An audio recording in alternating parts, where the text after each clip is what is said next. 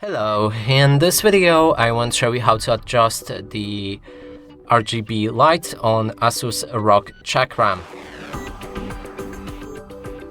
And to do this you'll need to download Armoury Crate software on your PC. You can find it on their official website.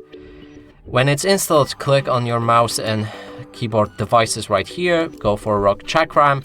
There's lightning, and here you'll be able to turn the effects on and off. When they're on, you can pick through the presets that are available.